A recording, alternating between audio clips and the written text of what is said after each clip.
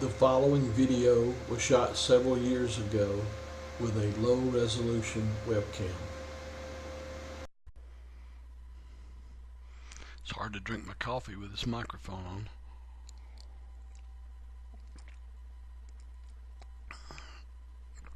I'm a big coffee drinker, and I particularly like coffee with chicory, Louisiana coffee. I developed a taste for that when I was in the Air Force stationed at Biloxi, in the Air Force in Biloxi, Mississippi, which is about 60 miles or so east of New Orleans on Highway 10 or Highway 90.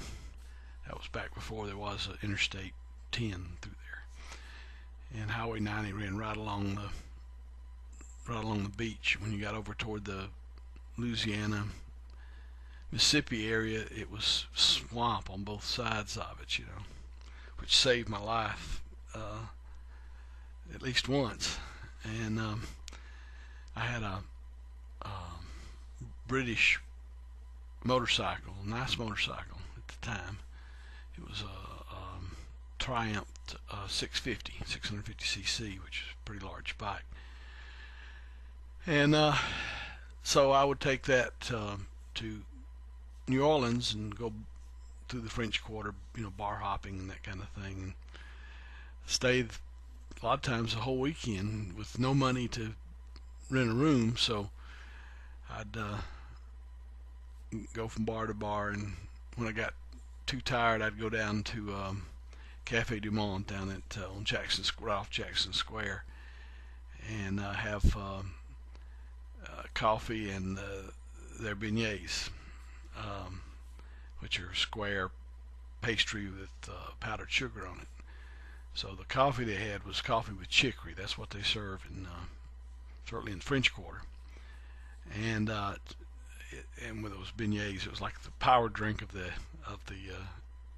day. 1960. That was 1960. Well, I was there for 68 and 69. I think I left to go to Turkey in February of 69. But at any rate, well, I did get to see the Mardi Gras in 69. When does the Mardi Gras take place? Sometime in February. But anyway, that was one of the last things I got to do in New Orleans before I went to Turkey. But at any rate, one time I was always just very tired when I was driving back on the motorcycle. And one time I went to sleep on the motorcycle.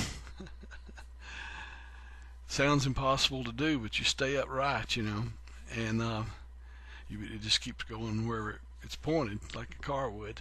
And anyway, I went off the road on Highway 90 to the point where I got in some of the swamp water that was up on the pavement, and that sprayed that water in my face and woke me up. It's a good thing I didn't get so startled I would have lost control of it. It would have been a terrible accident, of course.